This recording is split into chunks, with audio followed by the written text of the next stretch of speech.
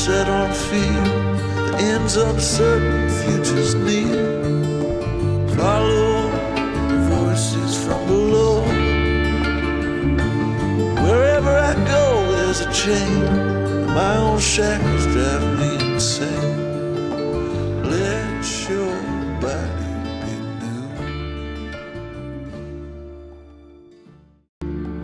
new. From the beginning, people wondered why Sami Smith was front and center, why she was soliciting information from teens, and she was asking them to give her information, even if they had given information to law enforcement, or even in preference of giving information to law enforcement. And law enforcement seemed to allow this to continue. I'm in charge of the teen-to-teen talks. I see a lot of faces here. I know a lot of you. We go to school together. I've seen you around at this party. I've seen you around. Please, please, if you have given a statement to the police, that's fine. I don't care. I need every single teenager here. If you are willing to, and if you can, please realize how serious this is. I need you to come to me right now. If you can, please come give us a teen-to-teen bus. Please meet us over at that pop-up. Thank you. From the very beginning, Sami Smith maintained the same script, much like Nicole Kessinger maintained in the Watts case. That's what it reminds me of. And Sami Smith maintained that Kiely Rodni was extremely intoxicated. We were both at the party together. We were going around together. We were like a little pair. Everybody kind of saw us together. We would split off for moments. I have the last call to her, and I was the last person pretty much who knows what was happening. Smith got a ride home from the party at the end of the night. She says Rodni was planning to spend the night at the campground. I know that she was not in the right mindset or state to drive, and if she were to have driven, she wouldn't have made it far. In fact, a pillar of Sami Smith's story regarding what happened that evening has to do with Kiely Rodni being so intoxicated. Sami Smith felt that she could not safely get a ride home with Kiely, and so she had to leave Kiely to find another ride home. I was the last person to see her and talk to her, actually. She called me at 12:36 in the morning asking if I still needed a ride home from the party, even though about 10 minutes before that I had told her, I'm leaving, I already have another ride, because I didn't want to drive home with her. And so I had told her that, but she still ended up calling me at 12:36 asking if I needed a ride, and she sounded just really drunk, I guess. And then I saw her the second she got there, and from that moment on, we were pretty much seen together all around the party. We would break off for mere moments from each other to go talk to other people or to go do other things, but we would always come back to each other. We were just going around the party. We were drinking the same drinks, being teenagers, throwing glow sticks into the party. And it started to grow really big, I would say around 10 to 10:30. So then Kiely and I were going around taking shots and just drinking. We were trading drinks with each other. We were sharing drinks with each other. We would go back to her car to get some alcohol sometimes. And then again, Sami is sticking with the narrative of Kiely is really drunk. Shani Jones wants to ask you, on your last call, did she let you know who the quote-unquote friend was that was driving her home? Yeah, so this is a common misconception. She was not being driven home, and she was not driving. So, okay, at the end of the party when I saw her, she was supposed to give me a ride home because I had asked her to give me a ride home because I wanted to stay later. I then realized later in the party that I believe she was drunk, and I knew she was drunk, and so I did not want her to be driving me home because I know about drunk drivers and all that. And so Smart. Yeah, and I figured she would be staying there or she would find a ride home because she's a smart girl. She's smart enough to know, she's smart. And so then I found her as I was leaving the party. I was making sure to find her to tell her that I had another ride home and that I loved her and I wanted to say bye and for her to have fun at the party. And then when I left the party, we were pretty much on 89 with my ride. And she called me as I was in the car in the passenger seat, and she was like, "Hey, where are you?" And she called me as I was in the car in the passenger seat, and she was like, hey, where are you? Do you still need a ride home? And I was like, no, I'm okay. Like, I'm in the car right now. I'm like getting driven home now. In the car right now. I'm like getting driven home now. In the car right now. I'm like getting driven home now. But Kiely did not have a set ride home, and I was under the impression that she would either sleep there or find another ride home. And it was not known that anybody was going to give her a ride home. She was not, when she called me, she was not in a car. I could hear the party and many people talking in the background. There are so many issues and discrepancies and inconsistencies with what Sami Smith says in her media interviews time and time again, but we're just going to focus on this one today, and that is Sami Smith's claim time and time again that Kiely Rodni was heavily intoxicated, that she was not able to drive. If she did drive, she wouldn't have gotten very far, is what she said, that she was so drunk she couldn't get a ride home with her. And she says time and time again, sometimes, you know, kind of superfluously, that Kiely was drunk. She's making a really big point of this. She's driving it home. She doesn't forget to tell us about it in any of her media appearances.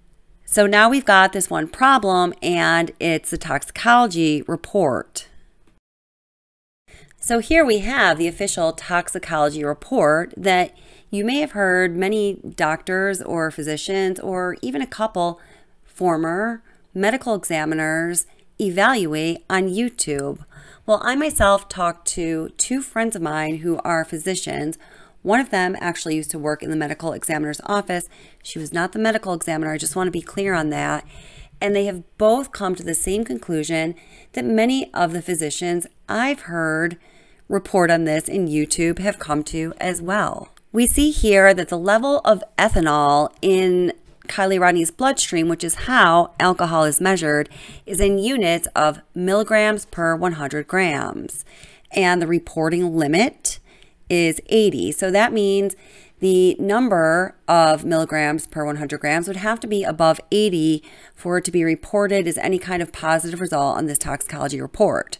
So we see here in the first row in the top, first column, the Kiely Rodni's result was 88.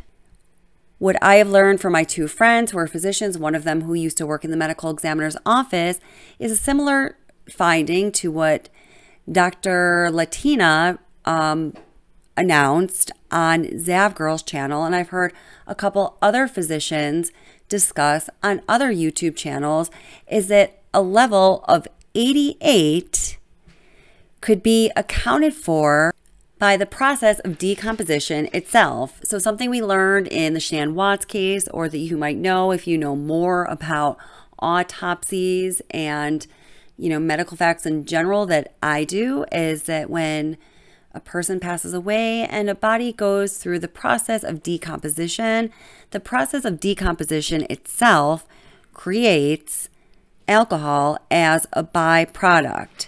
So the process of decomposition itself is going to render some kind of measurement of alcohol on the toxicology report, regardless of whether a person has actually consumed alcohol or not. So something that we need to know when we're looking at this chart I'm about to show you is a finding of 88 on a toxicology report for ethanol levels is going to be equal to 0.088 when we look at this chart. So we can say, even that it is 0.9, okay? So if you look at the top row of the chart, you see a person's body weight. So we have 90 pounds, 100 pounds, 120 pounds, 140 pounds, and so on. So Kiely Rodni weighed only about 100 pounds. So if you now look down that column and find the 0.9, so her level was 88, which is 0.088. Let's round that up to 0.09. You see that is equivalent to 2 drinks, just 2 drinks, okay? 2 drinks, all right? Like 2 beers, 2 glasses of wine, 2 shots of liquor.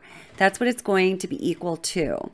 Now, we must remember that the process of decomposition itself in the human body after a human passes away produces alcohol that's going to render a result of positive ethanol on a toxicology report. So at least some of, if not all of, that 0.088 findings that's equivalent to 2 drinks is due to the process of decomposition itself. That means we can conclusively say that Kiely Rodni had less than 2 drinks of alcohol in her system that evening. Is that enough to make her intoxicated, inebriated, so that people watching her would be weary of her, thinking that she was not in control of herself, not capable of driving home, or, kind of like scary to get a ride home with? This is a subjective conclusion that one must make, but, come on, guys. So they're flying around looking, so the car's nowhere in the area. She's got to be out there somewhere. Can you share your honest thoughts or opinion as to what you think may have happened to her? Do you care to share that? To be fully honest, my biggest concern is that somebody, and I've said this in other interviews, somebody knew she was drunk, offered to give her a ride home, and they didn't give her a ride home. And they could be across the world at this point with how long she's been gone. And I'm worried that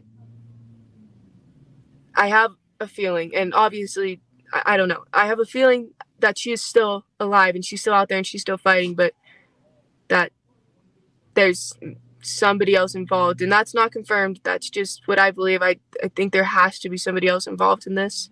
State of mind to set on fear, the ends uncertain, futures near. Follow voices from below. Wherever I go, there's a chain. My own shackles drive me insane. Let your body